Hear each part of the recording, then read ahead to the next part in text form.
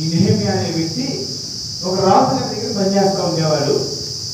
ఆయన పనిచేస్తూ ఉన్నప్పుడు వాళ్ళ ఊరు నుంచి హనాని అనే ఒక వ్యక్తి, దాంతో పాటు కొంతమంది యూదులు నా దగ్గరికి వచ్చారు. చదువుమా.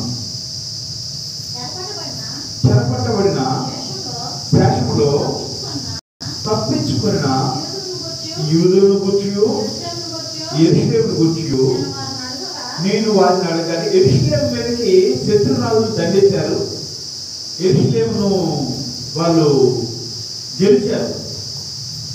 యెరూషలేములో ఉన్న యూదులు అనే వాళ్ళు యెరూషలేములో ఉంటా ఉండేవాళ్ళు. యూదులన్నా ఇశ్రాయేలున్నా వీళ్ళందరూ ఒకటే, యాకోబు యొక్క సంతానానికి చెందిన వాళ్ళు. కానీ మన అర్థం వారిని తెలియక చెప్తా ఉన్నాను.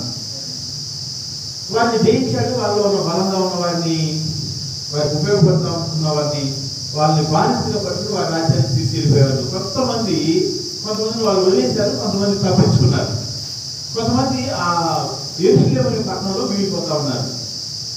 ఈ నెహెమ్యా అనే వ్యక్తి ఆ మిగిలిపోయిన వాళ్ళు ఎలా ఉన్నారు అని అడుగుతా ఉన్నాడు. ఇంకేమడుగుతాడంటే వారిని గుర్చి మరియు ఎవరి గురించి అడుగుతా ఉన్నాడమ్మా, యెరూషలేమును గుర్చి వారిని అడుగుదా. యెరూషలేమును ఎలా ఉంది?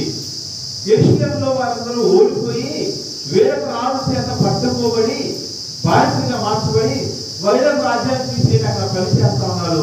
మిగిలిన వారు ఎలా తప్పించుకున్న వాళ్ళు, లేకపోతే వాళ్ళు వదిలేసిన వాళ్ళు ఎలా ఉన్నారు అని అడుగుతా ఉన్నాడు. దానికి సమాధానం వాళ్ళు ఏం చెప్తా ఉన్నారంటే, వారు చెరపట్టబడిన వారిలో, ద్వేషించిన వారిలో ఆ దేశంలో బహుగా శ్రమను నిందను పొందుచున్నారు. వారి పరిస్థితి వివరిస్తా ఉన్నారు. మిగతా పడుతుందమ్మా. యెరూషలేము యొక్క ప్రాకారము పడద్రోయబడినది, దాని గుమ్మములను అగ్ని చేత కాల్చబడినవని నాతో చెప్పిరి. చాలమా. దేవుడు ఈ వాక్య భాగంలో రాయించిన ఈ మాటలు మనకు కొన్ని ప్రత్యేకమైన విషయాలను తెలియజేస్తూ ఉంటాయి. బైబిల్ మొత్తంలో దాదాపుగా ప్రతి మాట, ప్రతి వచనము, ప్రతి సందర్భము కొన్ని విషయాలను మన కొరకు నేర్పించడానికి దేవుడు రాసి పెట్టాడు. ఈ నెహెమ్యా గ్రంథము చాలా అద్భుతమైన విషయాన్ని మనకు తెలియజేస్తూ ఉంది. నెహెమ్యా గ్రంథం నుంచి గడిచిన కాలాల్లో కొన్నిసార్లు మనం మాట్లాడుకున్నాం, కానీ ఈరోజు మరికొన్ని మాటలు మనము ధ్యానం చేయాలని ఆశపడతా ఉన్నాను. నెహెమ్యా అనే వ్యక్తి రాజు దగ్గర పనిచేస్తూ ఉన్నాడు. ఇతను రాజు దగ్గర పనిచేయడానికి కారణం ఏంటంటే, ఇతను కొంతమంది యెరూషలేము రాజ్యంలో ఉన్నప్పుడు అతను బానిసగా తీసుకొచ్చారు. తీసుకొచ్చిన తర్వాత ఇతనిలో ఉన్న కొన్ని లక్షణాలు బట్టి, కొన్ని గుణగణాలను బట్టి ఇతను ఈ పనికి సరిపోతాడని చెప్పి రాజు గారి దగ్గర పనికి పెట్టారు. చిన్న పని కాదు, చాలా పెద్ద పని. అతను తన పనిలో నమ్మకంగా ఉన్నప్పుడు మెల్లిమెల్లిగా ఎదిగాడు. రాజు తర్వాత రాజుకి అత్యంత సమీపమైన వ్యక్తిగా మార్చబడ్డాడు. నిజానికి రాజు గారు ఏదైనా తాగాలి అనుకుంటే ఇతని చేతుల్లోకి వెళ్ళేది. అంటే మనం దీన్ని అతను రాజుగారికి కప్పందించే వారికి మాత్రమే కాదు, కానీ రాజుగారు ఏదైనా తినాలన్నా తాగాలన్నా సరే వారు ఎవరైతే సిద్ధపరిచారో దాన్ని బాగుందా లేదా అని చూసే దగ్గర నుంచి దానిలో విషయం కనపడిందా అన్ని విషయాలు పరిశీలన చేసేది ఒక అధికారి. ఒక చిన్న పనివాడి కాదు, గొప్ప అధికారే కానీ తన హృదయంలో తన మనుషుల పట్ల ఆలోచన ఉంది. అధికారే కానీ ఏ పట్టణం వెళ్తే తను తీసుకురాబడ్డాడో, ఏ పట్టణం అయితే కాల్చివేయబడిందో, ఏ పట్టణం అయితే మొక్కలు చేయబడిందో, ఏ పట్టణం యొక్క గోడలు పడకవేయబడిందో దాని గురించి తనలో ఉండిపోయింది. చాలాసార్లు మన జీవితంలో మన పాత విషయాలు చాలాసార్లు మర్చిపోతూ ఉంటాం. ఇతనికి ఒక మంచి ఉద్యోగం ఉంది, అయినా సరే ఏ పట్టణానికి తను చెందినవాడు, ఆ పట్టణంలో ఉన్న వ్యక్తులు ఎలా ఉన్నారో అనే ఆలోచన తనకు ఉంటా ఉంది. అందుకని తన దగ్గరకు వచ్చిన వ్యక్తులతో ఆ పట్టణం ఎలా ఉంది, మిగిలిన వాళ్ళు ఎలా ఉన్నారు, తప్పించుకున్న వాళ్ళు ఎలా ఉన్నారు అని అడుగుతా ఉన్నాడు. నిజానికి మనం ఇక్కడ చదువుతా ఉంటే వెంటనే పట్టణం యోధ పాలిస్తే రేపొద్దునే ఇది ఇష్యూ జరిగినట్టుగా, లేకపోతే ఒక నెల తర్వాత జరిగినట్టుగా మనకి కనబడతా ఉంటుంది. కానీ కొన్ని చాలా సంవత్సరాలు అయిపోయింది. యెరూషలేము పట్టణం పడగొట్టబడి, యెరూషలేము యొక్క గోడలు పడగొట్టబడి, గుమ్మములు కాల్చివేయబడి, వారిని పరివారిగా బానిసలుగా తీసుకెళ్ళబడి చాలా రోజులు అయిపోయింది. ఆ చాలా రోజుల తర్వాత జరిగిన కొన్ని విషయాలు ఈ గ్రంథంలో రాయబడతా ఉన్నాయి. ఆయన అడిగినప్పుడు వాళ్ళు చెప్పిన సమాధానం ఏంటంటే, యెరూషలేములో ఉన్నవారు బహుగా శ్రమను పడతా ఉన్నారు. ఇంకేం చేస్తున్నారంటమ్మా, నిందను అనుభవిస్తా ఉన్నారు. యెరూషలేములో ఉన్న వారి పరిస్థితి ఏమి బాగాలేదయ్యా. ఒకరికి మీ పరిస్థితే బాగుంది, మిమ్మల్ని వాళ్ళు బానిసలుగా తీసుకొచ్చారు, బందీలుగా తీసుకొచ్చారు, కానీ మీరు ఏదో ఒక పని చేసుకుంటా ఉన్నారు. ఆ పని ద్వారా మీకు కొంత ఉపాధి కల్పిస్తా ఉన్నారు, మీరు కొంత పోషణ పడతా ఉన్నారు. మీరు ఇక్కడ బాగానే ఉన్నారు, కానీ అక్కడ ఉన్న వారి పరిస్థితి ఏం బాగాలేదని చెప్తా ఉన్నారు. పట్టణం పరిస్థితి అత్యంత బాగాలేదని చెప్తా ఉన్నారు. ఎలాంటి పట్టణం అంటే యెరూషలేము పట్టణము సొలొమోను చేత కట్టబడింది. అంటే గడిచి అంతకుముందు దావీదు కట్టాడు, ఏం జరిగింది, కానీ యెరూషలేము యొక్క నిజమైన ప్రభావం ఏమో, యెరూషలేము యొక్క గొప్పతనము సొలొమోను దినంలో విస్తరించిన ప్రకారం చూస్తా ఉన్నాం మనం. యెరూషలేము అనేది కొండ మీద ఉండే ఒక పట్టణము. ఆ పట్టణాన్ని బహు బలంగా కట్టాడు, బహు ఘనతగా కట్టాడు. యెరూషలేము పట్టణంలో ఒక మంచి మందిరాన్ని కట్టాడు. మనందరికీ తెలుసు, దావీదు మందిరం కట్టాలనుకున్నప్పుడు మందిరం కట్టడానికి కావలసిన సంస్థాన్ని ఏర్పరిచాడు. ఆయన అనుకున్నాడు, నేను మంచి భవనాల్లో ఉంటా ఉన్నాను, నేను మంచిగా ఉంటా ఉన్నాను, నా దేవుని సన్నిధి గుడారంలో ఉంది కాబట్టి నేను దేవుడికి ఒక మందిరాన్ని కడదామని అనుకుంటాడు. కానీ దేవుడు అంటాడు, నువ్వు కదా ఆ బాధ్యత నీ కుమారుడికి ఇస్తా ఉన్నానని సొలొమోను అనుకుంటాడు. సొలొమోను దావీదు సిద్ధపరిచిన ఆ సామగ్రిని, ఇంకా చాలా ఎక్కువ సామగ్రిని సిద్ధపరిచి యెరూషలేములో ఒక పెద్ద మందిరాన్ని కట్టాడు దేవుడి కొరకు. ఆ కట్టబడిన మందిరము, ఆ మందిరాన్ని గురించి చూసి వెళ్ళిన వారు వారి దేశానికి వెళ్ళి చెప్పినప్పుడు ఆ మందిరాన్ని చూడటానికి, ఆ పట్టణాన్ని చూడటానికి, ఆ పట్టణం చుట్టూ కట్టబడిన గోడలు చూడటానికి చాలా దేశాల వాళ్ళు యెరూషలేముకు వస్తూ ఉండేవారు. యెరూషలేము పట్టణాన్ని చూసి, యెరూషలేములో వీధులు చూసి, యెరూషలేము చుట్టూ కట్టబడిన ప్రాకారాన్ని చూసి యెరూషలేమును జయించడం ఎవరికైనా సాధ్యం కాదు అని అనుకునేవారు. వారి మధ్య ఉన్న ఆ మందిరాన్ని చూసి ఆ మందిరం యొక్క ఘనత అనేక దేశాలకు విస్తరించింది. అనేక దేశాల నుంచి ఆ మందిరాన్ని దూరం నుంచి చూడడానికి చాలా మంది వచ్చేవారు. యెరూషలేము పట్టణము ఎంత ఉన్నతమైన స్థితిలో ఉందంటే, వేరొక రాజులు రాణులు వారు కొన్ని బహుమానాలు పట్టుకుని సొలొమోను దగ్గరికి వచ్చి ఆ పట్టణాన్ని చూసి సంతోషపడి వెళ్తా ఉండేవారు. అటువంటి ఉన్నతమైన పట్టణం యెరూషలేము పట్టణం, అటువంటి ఘనత కలిగిన పట్టణం యెరూషలేము పట్టణం. యెరూషలేము చుట్టూ ఉన్న ప్రాకారాలు చూసిన వాళ్ళు యెరూషలేము మీదకి ఏమన్నా దండెత్తడం అసాధ్యం అనుకున్నారు. యెరూషలేములో ఉన్న సైనికుల దాడులు విల్లులు లాంటివి కూడా బంగారంతో వెండితో తయారు చేసే పరిస్థితి చూస్తా ఉన్నాం. కొన్ని ఎంతో విస్తారమైన సంపద ఉంది, చూసిన వాళ్ళు ఆశ్చర్యపోయే కట్టడాలు ఉన్నాయి. ఆ పట్టణంలో లేదా రాజ్యంలో ఉన్న సైనికులు గుర్రాలు అన్ని కూడా గొప్పవి. ఒక అత్యున్నతమైన శ్రేష్టమైన గుర్రాలు ఎక్కడెక్కడి నుంచో తెప్పించేవాళ్ళు వాళ్ళు. అన్నీ కూడా ఈ ప్రపంచంలో ఏదైనా మంచిది గొప్పది ఉందంటే, శ్రేష్టమైనది ఉందంటే అది యెరూషలేము పట్టణాన్ని తీసుకురాబడతా ఉండేది. అలాంటి పట్టణం కొన్ని రోజుల తర్వాత చూసినప్పుడు ఆ పట్టణం యొక్క గోడలు మొక్కలు చేయబడినవి, ఘనతగా కట్టబడిన ఆ మందిరము పడద్రోయబడింది, ఆ మందిరము కాల్చివేయబడింది. ఆ మందిరం గురించి ఈ వచ్చిన వాళ్ళు చెప్తా ఉన్నారు. ఆ మందిరం కట్టబడటానికి కొంతవరకు కట్టబడింది, చుట్టూ ఉన్న ప్రాకారం కట్టబడలేదు, గోడ కట్టబడలేదు.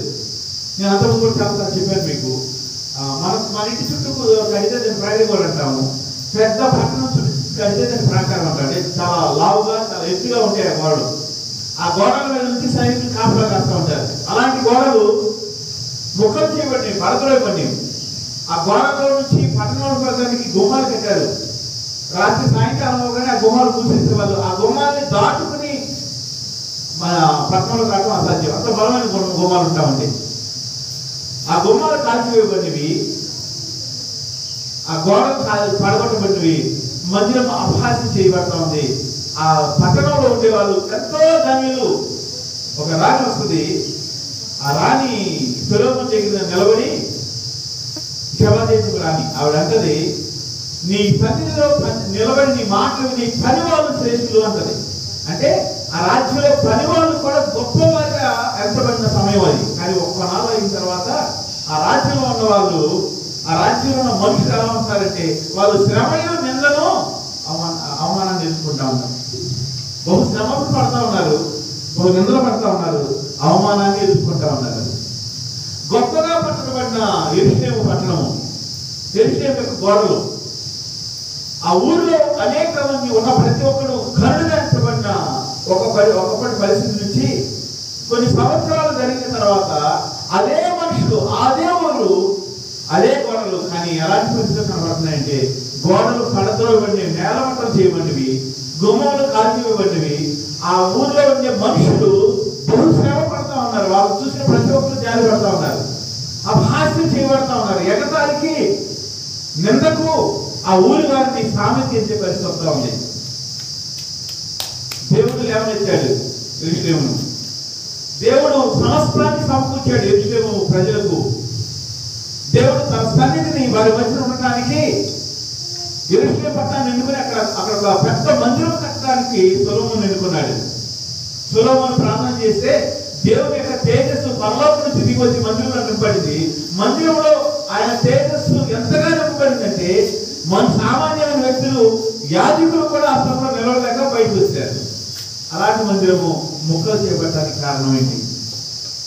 యెరూషలేము మీదకి దండెత్తడానికి కూడా ఏ దేశమో సిద్ధపడిన పరిస్థితి నుంచి, యెరూషలేముని దూరం నుంచి చూస్తే యెరూషలేము ఒక గోడను చూసి పట్టణం అంటే ఎలా ఉండాలి అనుకుని చెప్పే పరిస్థితి నుంచి, రాజ్యం అంటే ఎలా ఉండాలనుకునే పరిస్థితి నుంచి, నేను యెరూషలేములో ఉంటే బాగుండు, పనివాడి ఉన్నా చాలు అనుకున్న పరిస్థితి నుంచి, యెరూషలేము యొక్క గోడలు పడద్రోయబడి, గుమ్మములు కాల్చివేయబడి, యెరూషలేములో ఉన్న ప్రజలు దుఃఖపడటానికి కారణం ఏంటి తెలుసా? ఏ దేవుడైతే యెరూషలేము పట్టణాన్ని లేవనెత్తాడో, ఏ దేవుడైతే యెరూషలేముకు ఘనతనిచ్చాడో, ఏ దేవుడైతే యెరూషలేములో ఉన్న మనుషులు దీవెనకు కారణమయ్యాడో అదే దేవుడు వారిని శత్రువులు చేసి అప్పగించే పరిస్థితి చూస్తా ఉన్నాం. ఏ మందిరంలో అయితే తన నామం ఘనత కొరకు కట్టించడానికి సొలొమోను కట్టించడానికి ఒప్పుకున్నాడో అదే మందిరంలోని తేజస్సు, సొలొమోను ప్రార్థన చేసినప్పుడు మందిరం అంతా తేజస్సుతో నిండిపోయింది, మహిమతో నిండిపోయింది. ఆ మహిమ కలిగిన మందిరము కొన్ని రోజులు లేకుండా పడగొట్టబడిన తర్వాత, ఆ యుద్ధంలో అంతా నష్టపోయిన తర్వాత కొద్దిమంది నీ మీదకి వస్తా ఉన్నారు, కొద్దిమంది చూసాక వస్తా ఉన్నారు. వాళ్ళు తీసుకొచ్చిన వార్త ఏంటంటే యెరూషలేము పట్టణము ఏమాత్రము లేదు. ఇక యెరూషలేము పట్టణంలో సంతోషం ఉండేది, యెరూషలేము పట్టణంలో దీవెన ఉండేది, యెరూషలేము పట్టణంలో దేవుని సన్నిధి ఉండేది. ఈ రోజు యెరూషలేము పట్టణంలో శ్రమ ఉంది, నింద ఉంది, అవమానం ఉంది. కారణం ఏంటంటే ఆ ప్రజలు ఏ దేవుడైతే తను హెచ్చించాడో, ఏ దేవుడైతే జ్ఞాపకం తీసుకొచ్చాడో ఆ దేవుడి వైపు తమ వీపును చూపించడం మొదలుపెట్టారు.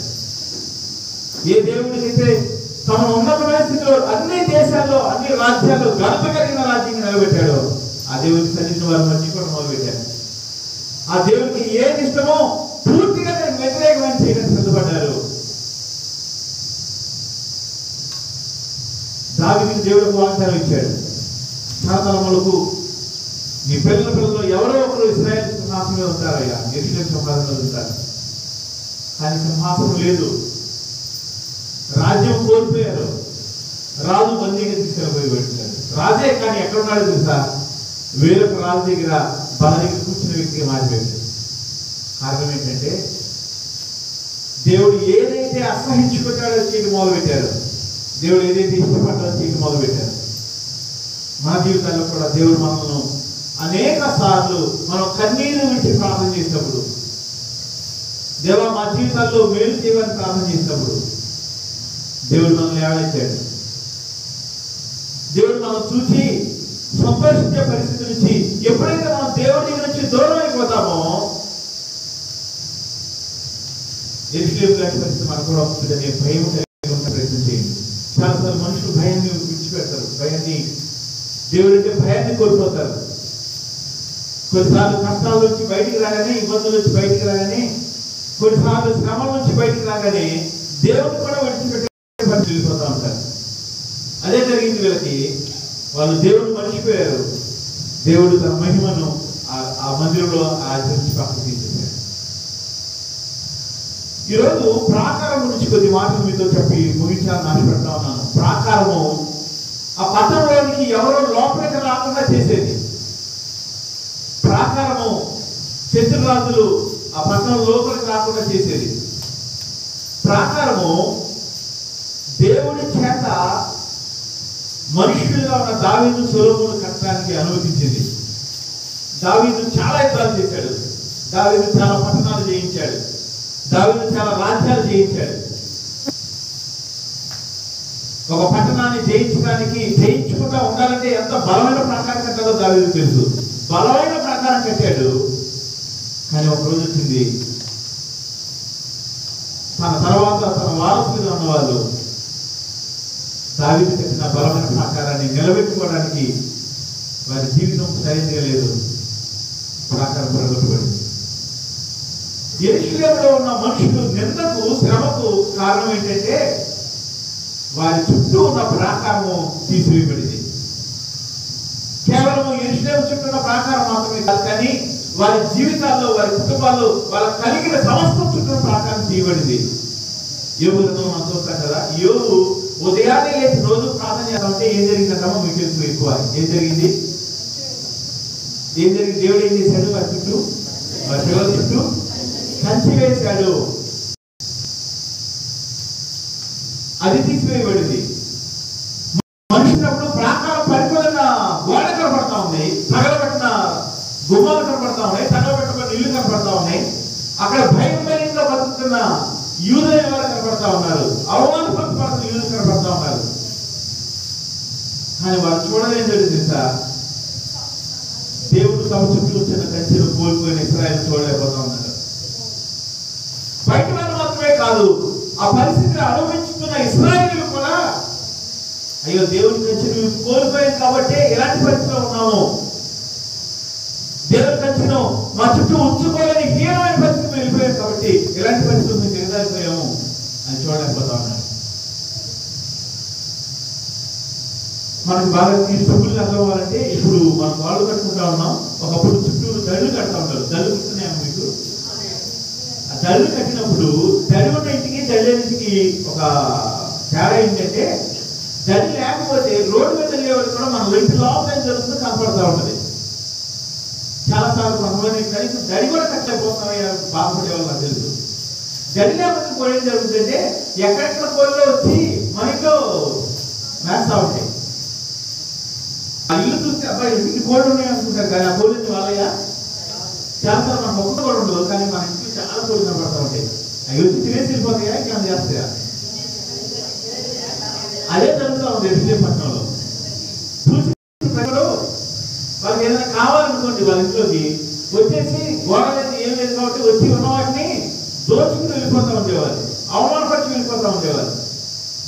కారణం ఏంటో చెప్తా, వారి చుట్టూ దేవుడు ఇచ్చిన కంచెను వారు కోల్పోయారు. వారి చుట్టూ ప్రేమతో దేవుడు ఇచ్చిన కాపుదల వారు కోల్పోయారు.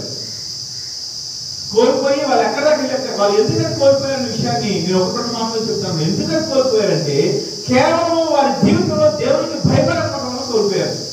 వారి జీవితంలో దేవుడిని ప్రేమించలేకపోవడం వల్ల కోల్పోయారు. వారి జీవితంలో దేవుడిని తేలికరించుకోవడం వల్ల కోల్పోయారు. చాలాసార్లు వీళ్ళు కొంతమంది మేము చెప్పే మాటలు కఠినంగా ఉండొచ్చు, కానీ మేము ఎందుకు చెప్తామంటే ఎందుకు చెప్పాల్సి వస్తుందంటే చాలాసార్లు దిగా చెప్తారు కదా, చాలాసార్లు మామూలుగా చెప్పి చెప్పి చెప్పి ఎప్పుడో ఒకసారి కఠినంగా చెప్పడం జరుగుతుంది. ఎందుకు చెప్పాల్సి వస్తుందంటే ఎప్పుడైతే దేవుడిని మనం చాలా తేలికగా తీసుకుంటామో, దేవుడు నేను చెప్పినట్టు వింటాలి అని అనుకుంటామో, నేను ఏది చేసినా దేవుడు ఇష్టపడతాలి అని అనుకుంటామో, లేకపోతే ఇది దేవుడికి ఇష్టం లేదా నువ్వు చెప్తున్నావా, లేకపోతే నేను అనుకోవాలా, లేకపోతే దేవుడికి నిజంగా ఇష్టం లేదా అని అనుకుంటామో, వాక్య ప్రకారం కాకుండా మన సొంత ఆలోచన ప్రకారం మనం మొదలు పెడతామో, అప్పుడు మనం కూడా ఇశ్రాయేలు లాగా పతనం అవటం మొదలవుద్ది. అది ఇశ్రాయేలుకి ఎలాంటి పరిస్థితి జరిగిందో, యెరూషలేములో ఉన్న వారికి ఎలాంటి పరిస్థితి జరిగిందో అలాంటి పరిస్థితి మనుషుల జీవితాల్లో కూడా జరుగుతాయి. అలా జరగడం ఇష్టం లేక చాలాసార్లు మిమ్మల్ని గురించి మీరు కఠినంగా మాట్లాడడం జరుగుతుంది. ఎప్పుడుకో చాలాసార్లు తర్వాత ఇలా కఠినంగా ప్రవక్త మాట్లాడారు. ఇలా కఠినంగా ప్రవక్తలు మనుషులు హెచ్చరించారు. ప్రవక్తలు మాట్లాడుతున్నప్పుడు వాళ్ళ మాటలు మనుషులకు ఇష్టం లేక వాళ్ళ లాభంతో పెట్టారు, వాళ్ళు హింసించారు. అందులో యేసుప్రభువు అంటాడు, ఎంత కాలం నువ్వు ప్రవక్తలకు రక్తాన్ని వీధి మీద కాల్చేలాగా చేస్తావమ్మా అని యెరూషలేము నుంచి దేవుడు ఏడవడానికి కారణం అదే. యెరూషలేము వీధులు చూస్తా ఉన్నప్పుడు యేసుప్రభు కాలంలో అప్పటికే మళ్ళా మందిరం కట్టబడింది. మళ్ళా దాదాపు పాత ప్రాభవం అంతా, పాత వైభవం అంతా కాబట్టి ఎంతో కొంత వైభవం వచ్చింది. యెరూషలేము మళ్ళా చూడడానికి మనుషులు వస్తా ఉన్నారు. యెరూషలేము పరిస్థితి బాగుంది యేసుప్రభు సమయంలో, కానీ ఆయన చూస్తా ఉంటే ఆ వీధుల్లో కాల్చబడ్డ ప్రవక్తల రక్తం కనబడతా ఉంది. ప్రవక్తల్ని ఏ ప్రవక్త అయితే నీ ప్రవర్తన మార్చుకోకపోతే యెరూషలేముకి దుర్గతి కలుగుతుందని ప్రకటించారు. యెరూషలేము వాసులారా, దేవునికి భయపడకుండా మీ ఇష్టం వచ్చినట్టు చేస్తే మీ వెనుక శ్రమ వస్తుందని ప్రకటించారు. అనేక మందిని ఆ యెరూషలేము ప్రజలు హింసించారు. ఏ ప్రజలైతే హింసించారో అదే ప్రజలు కొన్ని సంవత్సరాల తర్వాత శ్రమ పడతా ఉన్నారు. ఏ ప్రజలైతే హింసించారో వారి బిడ్డలు అవమానపరచబడతా ఉన్నారు. ఇంటి చుట్టూ కనీసం పెద్ద దరి కూడా కట్టుకునే పరిస్థితిలో ఉన్నారు. వారి పట్టణం చుట్టూ ప్రాకారాన్ని కోల్పోయిన పరిస్థితిలో ఉన్నారు. మనుషుల దృష్టిలో అపహాస్యానికి, ఎగతాళికి, నిందకు, అవమానానికి ప్రతీకగా నిలబడతా ఉన్నారు. ప్రవక్తల వాక్యం ఎప్పుడైతే వాళ్ళు వినిపించుకోలేదో ఎక్కడో ఉండాల్సిన వారి జీవితము అక్కడి స్థితికి వచ్చేది. వాక్యం వింటున్న వాళ్ళ వాక్యాన్ని చదవండి, వాక్యాన్ని వినండి, వాక్య ప్రకారం సిద్ధపడండి. దేవుడు మనకు తోడుగా ఉంటాడు. ఇలాంటి పరిస్థితులు మన ఎన్నడూ రానీయుడు దేవుడు. దేవుడికి ఇష్టం కాదు ఇలాంటి పరిస్థితుల్లోకి ఇశ్రాయేలు వెళ్ళిపోవటము. దేవుడికి ఇష్టం కాదు, దేవుడికి సంతోషం కాదు. ఇశ్రాయేలు ప్రజలు కన్నీరు కార్చడం దేవుడికి ఇష్టం కాదు. ఇశ్రాయేలు ప్రజలు శ్రమ పడటం దేవుడికి ఇష్టం కాదు. ఇశ్రాయేలు ప్రజలు అవమానపడటం దేవుడికి ఇష్టం కాదు. ఇశ్రాయేలు ప్రజలు మనుషుల దృష్టిలో ఎగతాళి చేయబడటం, అపహాస్యం చేయబడటం దేవుడికి ఇష్టం కాదు. కానీ ఇశ్రాయేలు తమ క్రియల చేత అంత హీనమైన వెళ్ళిపోయారు. మన జీవితాల్లో ఎప్పటికీ ఇలాంటి పరిస్థితి వెళ్ళకూడదని మనం ఏం చేయాలి తెలుసా? ఇవన్నీ ఎందుకు రాశాడంటే దేవుడు, మనుషులు దేవుడిని వదిలివేసినప్పుడు దేవుడి దృష్టిలో వారు ఏమవుతారో, దేవుడు వారి చుట్టూ ఉంచిన కంచెను ఎలా కోల్పోతారో, ఎప్పుడైతే కంచెను కోల్పోతారో వారి జీవితాలు ఎలా అవుతాయో మనం తెలుసుకోవాలని రాశాడు దేవుడు. అది అప్పుడప్పుడు ఆదివారం చెప్పే ప్రసంగాలు అన్నిసార్లు చెప్పడానికి కుదరదు కాబట్టి చదవమని చెప్తా ఉన్నాం. ఆ ప్రజల గురించి పక్కన పెడితే, వారు హింసించబడటానికి లేదా వారు నాశనం అయిపోవడానికి, అవమానం తెచ్చుకోవడానికి కారణమైన వాటిని పక్కన పెడితే, వీళ్ళు ఇప్పుడు ఎక్కడ ఉన్నారంటే, వీరు ఎవరన్నా ఎగతాళి చేయాలంటే ఇశ్రాయేలు ప్రజలు చూసి యెరూషలేములో ఉన్న వారిని చూసి ఎగతాళి చేసేవారు. ఎవరైనా నవ్వుకోవాలంటే అపహాస్యం చేయాలంటే, అవమానపరచబడాలంటే ఇశ్రాయేలు ప్రజల గురించి మాట్లాడుతూ లేదు. అలాంటి నియంత్రణలు వెళ్ళిపోయారు. వారి పట్టణం చుట్టూ కొన్ని సంవత్సరాలు ప్రహరీకోలేదు. వారి పట్టణం చుట్టూ కొన్ని సంవత్సరాలు ప్రహరీకోలు, అక్కడక్కడ నిలిచి ఉన్న గోడలకి గుమ్మాలు కాల్చివేయబడి పూర్తిగా మొత్తం ప్రాకారం అంతా పడిపోలేదు. కానీ అక్కడక్కడ ఉన్న గుమ్మాలు, అక్కడక్కడ ఉన్న కొన్ని గోడ తాలూకు అవశేషాలు ఉన్నాయి. వాటిని చూసినప్పుడు ఆ పిల్లలు అనుకుంటారు, యెరూషలేములో నివాసం చేసేవాళ్ళు అనుకుంటారు, మా తల్లిదండ్రులు కనుక, మా పిల్లలు కనుక దేవుడికి భయపడుంటే మేము ఈ స్థితిలోకి వచ్చేవాళ్ళం కాదేమో అని చాలాసార్లు అనుకుంటారు. కానీ వాళ్ళు ఏ ఒక్కడు కన్నీరు నుంచి ప్రార్థన చేస్తున్నాడేమో అనుకుంటాను. వాళ్ళు ఏ ఒక్కడు కనీసం నా ఇంటి ముందైనా సరే ఒక 4 రాళ్ళు నిలబెట్టి గోడపై కట్టదాం అనే ఆలోచన లేకుండా ఉంటారే అనుకుంటాను. నేను అలా అంటే కారణం ఏంటి తెలుసా? ఇదే అధ్యాయంలో కిందకి మనం చదివితే నెహెమీయా ప్రార్థన చేస్తాడు. నెహెమీయా ఏం చేశారమ్మా? ప్రార్థన చేశారు. అన్న చెబుదాం ఒకసారి. ప్రార్థన చేశాడు. నెహెమీయా కన్నీరు కార్చాడు. ఏం చేశాడు నెహెమీయా? నెహెమీయా ఉపవాసం ఉన్నాడు. నెహెమీయా ఉపవాసం 3 పనులు చేశాడు. నెహెమీయా ఉపవాసం ఉన్నాడు, నెహెమీయా కన్నీరు కార్చాడు, నెహెమీయా ప్రార్థన చేశాడు. 3 ఒకసారి చెబుదామా? నెహెమీయా ఏం చేశాడు? ఉపవాసం ఉన్నాడు, కన్నీరు కార్చాడు, ప్రార్థన చేశాడు. ఈ మూడు చేయటం వల్ల ఏం జరిగింది తెలుసా? ఏ పట్టణం చుట్టూ అయితే గోడ లేదో, ఏ పట్టణం చుట్టూ అయితే గుమ్మాలు లేవో, అదే పట్టణం చుట్టూ కొన్ని రోజుల్లో, కొన్ని నెలల్లో పెద్ద ప్రాకారం కట్టబడింది. హల్లెలూయా! పెద్ద ప్రాకారం కట్టబడింది. ఆ ప్రాకారం చూసిన వాళ్ళు యెరూషలేము మరలా పాత వైభవం వచ్చింది. యెరూషలేము పరిస్థితి మారిపోయింది. యెరూషలేములోనికి ఇప్పుడు ఇంత ముందులాగా వెళ్ళి మన ఇష్టం వచ్చినట్టు చేయడానికి కుదరదు అని భయపడటం మొదలుపెట్టారు. ఆ పట్టణంలో వాళ్ళు కొన్ని సంవత్సరాలు, చాలా సంవత్సరాలు, దాదాపు కొన్ని వందల సంవత్సరాలు చెప్పుకోవచ్చు, తరాలు మారిపోయి ఉంటాయి. పిల్లలు కూడా వచ్చేస్తుంటారు. కానీ వారిలో ఏ ఒక్కరికి ఎలాంటి ప్రార్థన చేద్దామనే ఆలోచన ఒకటి వచ్చి ఉండదేమో అనుకుంటాను. ఎందుకంటే మన దేవుడు ప్రార్థనను ఆలకించే దేవుడు, మన దేవుడు ప్రార్థనకు జవాబిచ్చే దేవుడు. హల్లెలూయా! మన దేవుడు ఎంత గొప్ప దేవుడు అంటే ఆయన నీ నోటి నుంచి ఇచ్చిన ఏ ప్రార్థనలో ఆయన వ్యర్థంగా విడిచిపెట్టడు. నీవు కాచిన ఏ కన్నీటిని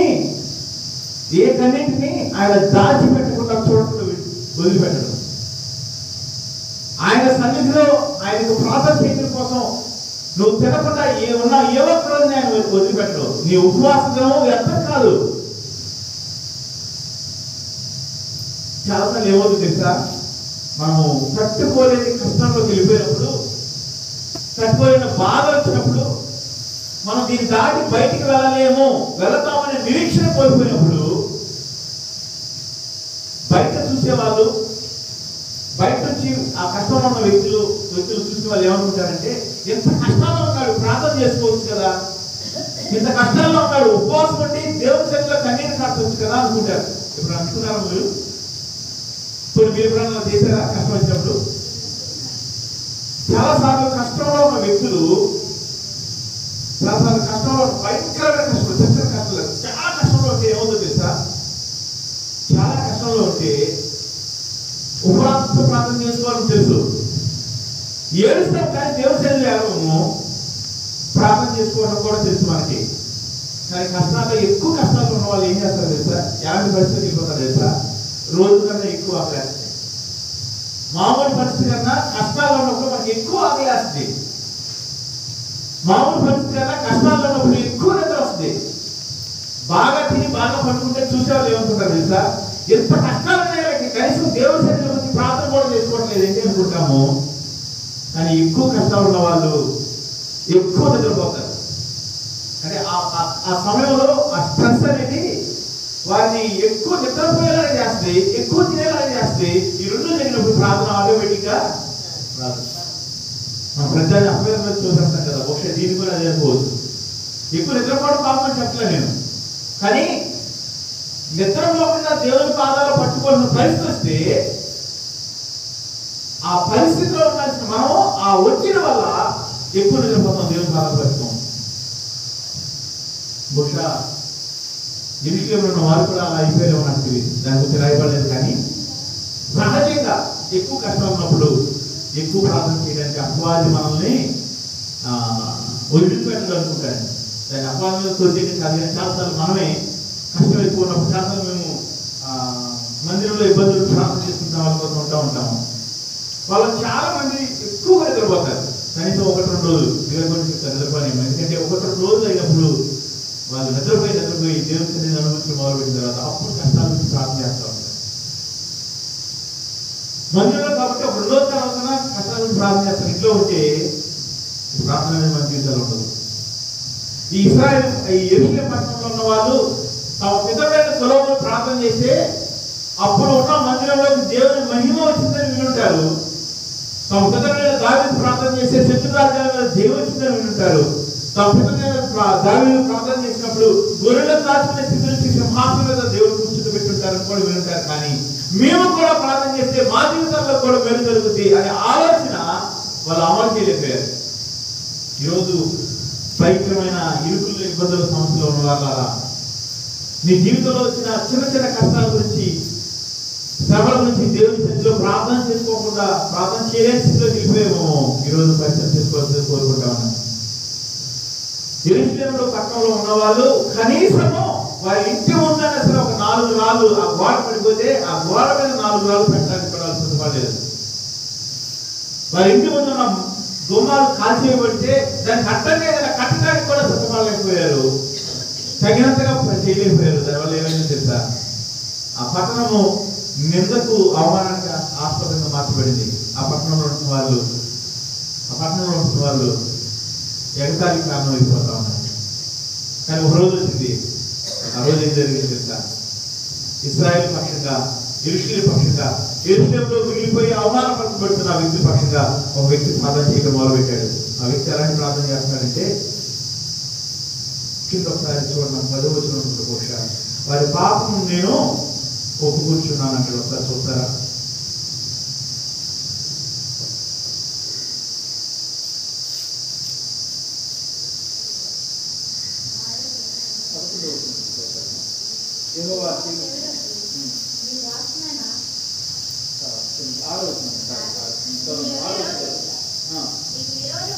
నీకు నేనును నా తండ్రి ఇంటి వారిను పాపం చేసి ఉన్నాను. ఎంత ఖచ్చితమైన మాటలు చేస్తా ఉన్నాడు చూడండి.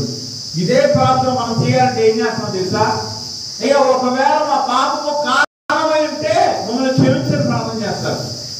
ఇలా చేసేవారిని చాలా మంది చూసాం మేము. ఈ తప్పు లేదా ఈ కష్టమో నా వల్ల జరిగింది అని ఒప్పుకున్న వాళ్ళు చాలా తక్కువ మంది ఉంటారు. కారణం ఏంటి తెలుసా? ఏ వ్యక్తికి కూడా నేను తప్పు చేశాను అని ఒప్పుకోని విషయంలో కారణం ఏంటంటే వాళ్ళ మనస్సు, వాళ్ళ హృదయము వారిని మోసం చేస్తా ఉంది. ఈ విధంగా చెప్తారు కదా, హృదయానికి ఘోరమైన వ్యాధి ఉందంట. ఆ ఘోరమైన వ్యాధి ఏంటి తెలుసా? అది నిన్ను మోసం చేస్తుంది. నువ్వేం చేయలేదని చూపిస్తే ఈ పక్కన వాళ్ళందరికన్నా నువ్వు 100 రెట్లు మంచిగా అని చెప్పుద్ది. కాబట్టి దేవుడు ఏం చేస్తా ఉన్నాడు తెలుసా? ఈ వ్యక్తి నేను పాపము చేశాను, నా తండ్రి ఇంటి పాపం చేసింది, నా జనము పాపం చేసింది. పాపం గురించి మనుషులు ఒప్పుకోవడానికి సిద్ధపడినంత కాలము దేవుని యొక్క కార్యాలు వారి జీవితంలో చూడలేరు. మన జీవితంలో మనం దేవుడితో బాగా ఉన్న రోజులు గుర్తుంటాయి. మనకి దేవుడికి ఎంత భయపడ్డామో ఆ రోజులు గుర్తుంటాయి. దేవుడి సన్నిధిలో ఎంత కన్నీరు కాచి ప్రార్థన చేసామో ఆ రోజులు గుర్తుంటాయి. దేవుడి సన్నిధిలో దేవుడి పాదాలు పట్టుకుని దేవుడి చేత నువ్వు మంచిదానివి, నువ్వు పాపాలను కొట్టివేయబడ్డావు ఆ రోజు గుర్తుంటాయి. ఆ తర్వాత మనం ఎంతగా దిగదారిపోయాం ఆ రోజు గుర్తుండవు. బహుశా ఇశ్రాయేల్లో ఉన్న వారికి ఆ రోజులే గుర్తున్నాయేమో. వారి పితరులు దేవుడి చేత హక్కును చేర్చుకోబడిన రోజులు, వారి తల్లిదండ్రులు దేవుడి చేత దీవించబడిన రోజులు అవే గుర్తున్నాయేమో. చుట్టూ ఉన్న రాజ్యాలు వచ్చి తమ మీద దండెత్తుతా ఉంటే చుట్టుపక్కల ఉన్న గ్రామాల వాళ్ళు తమ మీదకి వచ్చి వారికి కావాల్సిన దొంగతనం చేసుకుని దౌర్జన్యంగా తీసుకెళ్తా ఉంటే, దేవా వీరి బారి నుంచి మమ్మల్ని తప్పించు, ఎన్ని రోజులు మా ప్రార్థనను అని ఉంటారే. కానీ అయ్యా నేను పాపం చేశానయ్యా, ఇదిగో నా పాపము నా బిడ్డల మీద బట్టల మీద వెలుబడి చేస్తా ఉంది, నా పాపము నా బిడ్డల తినాల్సిన తిరిగి పక్కన దొంగతనం చేసి తీసుకోవడానికి కారణమవుతా ఉంది, నా పాపము నన్ను అవమానం పొందడానికి కారణమవుతోంది, నా పాపము నిన్ను శ్రమ పొందడానికి కారణమవుతుంది, నన్ను క్షమించడానికి ప్రార్థన చేయని స్థితిలో ఏడ్చే వాళ్ళు ఉన్నప్పుడు వారి పక్షంగా నెహెమీయా నిలబడతా ఉన్నాడు. నీ జీవితంలో నీ బిడ్డల కొరకు, నీ కుటుంబాల కొరకు, నీ బంధువుల కొరకు నువ్వు నిలబడగలుగుతావా? నిలబడగలిగితే దేవుడు ఖచ్చితంగా ఒక అద్భుతాన్ని జరిగిస్తాడు. ఒకవేళ నువ్వే ఇలాంటి పరిస్థితి ఉంటే దేవుడు నీకు విరోధంగా అన్నింటిలో జరిగిన పాపాన్ని క్షమించయ్యా. చాలాసార్లు చెప్తా నేను మంచిగా ఆపేశానంటే తెలుసా, అనేక మంది సంఘానికి వచ్చి ప్రార్థన చేసుకోవడానికి మేము చూసాం. మన సంఘస్థులు బయట వాళ్ళు చాలా మంది మాట్లాడి రంజమ్మన్నప్పుడు కొంతమంది వచ్చి ప్రార్థన చేసుకుంటూ ఉంటారు. వారిలో నుంచి ఈ మాట, నీ నోటి కంటే ఈ మాట రావడానికి కొన్ని రోజులు పడుతుంది. కొంతమంది ఈ మాట దేవుని సన్నిధిలో ప్రార్థన చేయకుండా వీలిపోయిన కూడా కొంతమంది ఏంట మాట తెలుసా? దేవా నేను పాపం చేశాను, దేవా నీకు విరోధంగా నేను పాపం చేశాను, నీకు విరోధంగా నేను ఫలానా పని చేశాను, నన్ను క్షమించు. మీరు చాలా మంది ఇలాంటి ప్రార్థన చేశారని నమ్ముతా ఉన్నాను. చేశారమ్మా ఎప్పుడైనా సరే? చాలా సంతోషం. బహుశా అవసరమైతే ఈ రోజు కూడా ప్రార్థన చేయాల్సిన పరిస్థితి ఉంది. అపవాది ఏం చేస్తాడు తెలుసా? మన ఘోరమైన హృదయాన్ని అడ్డు పెట్టుకుని మన హృదయం పేరు తెప్పిస్తాడు. నీదేం తప్పు లేదు, నువ్వేం పాపం చేయలేదు, నీ జీవితంలో నీవు ఒక శ్రేష్టమైన వ్యక్తి అని చూపిస్తాడు. నీ పక్కన వాళ్ళతో పోల్చుకుని నేను శ్రేష్టమైన వ్యక్తి కాదట్లేదు. కానీ దేవుడి సన్నిధిలో నిలబడినప్పుడు నీ మంచితనము దేవుడి సన్నిధికి ఎలా కనపడదు? ఎలాంటిది అంటే చెప్తారా? మాకు గుర్తుందా? ఎలాంటిది మన మంచితనము?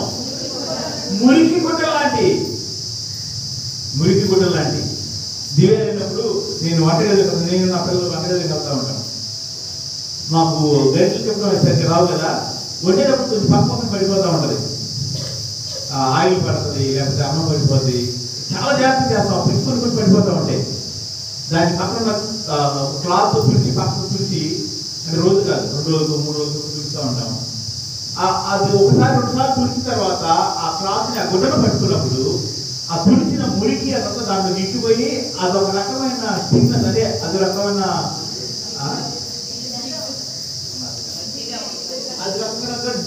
జిడ్డుగా ఉంటుంది, అసహ్యం అనిపిస్తుంది చూస్తే. వెంటనే దాన్ని పక్కపడి శుభ్రదాన్ని పట్టుకుంటే ప్రయత్నం చేస్తాము. అది అంటుకున్నప్పుడు నాకు అనిపిస్తుంది బహుశా ఇలాంటి గుడ్డ గురించి అంటున్నాడేమో దేవుడు. మురికి గుడ్డ అంటే మనం ఒక రోజు వేసుకొని 2 రోజులు వేసుకుంటే ఉప్పు సార్లు చేస్తే ఆ మురికి గురించి మాట్లాడలేదేమో. పట్టుకోగానే అసహ్యం అనిపించే గుడ్డ. ఎవరు చూస్తే అనిపిస్తుంది దేవుడు అట్లా? మన మంచితనాన్ని చూస్తే అనిపిస్తుంది. అదే మంచితనము ఈ సమాజంలో నువ్వు మంచివాడు అని చెప్తా ఉంది. మనం కూడా మంచివాడు అనుకుంటాం, మంచివాడివే. కానీ దేవుడు చూస్తే ఎలా ఉన్నావు? ఇశ్రాయేలు అదే అనుకున్నారు. దేవుడు మమ్మల్ని వదిలేశాడు, మళ్ళీ దేవా మాకు సహాయం చేయాలని అంటా ఉన్నారు. కానీ దేవా నా మంచితనము మనుషులకు నేను మంచివాడిగా కనపడుతున్నాను, కానీ నీ దృష్టిలో నేను పాపం చేశానయ్యా, మురికి గుడ్డలాగా ఉంది. అందుకని పాత నిబంధన గ్రంథంలో ఎక్కువ సార్లు, ముఖ్యంగా కీర్తనలో ఎక్కువ సార్లు నన్ను కడుగుము అనే మాట కనబడతా ఉంటుంది, నన్ను శుద్ధి చేయని మాట కనబడతా ఉంటుంది. శుద్ధి చేయడం అంటే మీరు కొంతమందికి తెలిసి ఉండకపోవచ్చు. చాలా మంది ఇప్పుడు పాత మతాన్ని వదిలి చాలా సంవత్సరాలు దాని ముందుకు వచ్చారు కాబట్టి మీకు చాలా మంది తెలిసి ఉండకపోవచ్చు. పాత కాలంలో ఇళ్లలో పసుపు నీళ్ళు జరుగుతూ ఉంటారు, తెలుసా మీకు? చాలా పాతకాలంలో మీరు అనుకోవచ్చు అంత పాతకాలం మంచి ఉన్నట్టు చూస్తున్నాను. మీరు ఈ మధ్యలోనే జరిగింది, మీరు మరీ పాతకాలం మంచిది కాదు. శుద్ధి చేయడం గురించి మాట్లాడుతూ ఉంటాడు కీర్తనకారుడు చాలాసార్లు. పాత్రలో కడగడం గురించి దేవుడు కూడా అంటాడు, నేను కడుగుతాను, శుద్ధి చేస్తాను, నేను క్షారం వేసి నీలోని మనుషులు తీసుకురాస్తానంటాడు. వాక్యం వింటున్న వాళ్ళారా, ఎప్పుడైతే ఈ ప్రార్థన నెహెమ్యా చేశాడో ఆ ప్రార్థన యొక్క జవాబు మనం చూస్తా ఉన్నాం. ఎప్పుడైతే ఈ ప్రార్థన నువ్వు చేస్తావో నీ జీవితంలో జవాబు ఖచ్చితంగా మనం చూస్తాం. పడిపోయిన ప్రాకారాలు నిలవబెట్టబడినాయి. హల్లెలూయా. కాల్చబడిన గుమ్మాలు కొత్తవి పెట్టబడినాయి. ఎవరు చేశారో తెలుసా? ఈ పనంతా ఎవరు చేశారో తెలుసా? అదే యెరూషలేము పట్టణస్థులు చేశారు. ఎవరు చేశారు? అదే యెరూషలేము పట్టణం. ఏ యెరూషలేము పట్టణస్థులు అయితే నిందలు అనిపిస్తా ఉన్నారు, ఏ యెరూషలేము పట్టణస్థులు అయితే అవమానపరచబడతా ఉన్నారు, ఏ యెరూషలేము పట్టణస్థులు అయితే భయపడిపోయి ఉన్నారు, ఏ యెరూషలేము పట్టణస్థులు అయితే తమ ముందున్న స్థలాన్ని కూడా శుభ్రం చేసుకోవడానికి ధైర్యం చేయలేక బతకించి దేవుడి కోసం అయిపోయారు, అదే యెరూషలేము పట్టణస్థులు లేచి నిలబడి ఒక చేతితో కట్టి పట్టుకున్నారంట, ఇంకో చేతితో గోడ కట్టారు. నీ జీవితంలో అదే కోరుకుంటామండి దేవుడు. నువ్వు నిలబడు, నీ జీవితాన్ని నీ కుటుంబాన్ని పెట్టుకో. ప్రార్థన చేసుకున్నాం, నోరు తెచ్చి ప్రార్థన చేసుకున్నాం.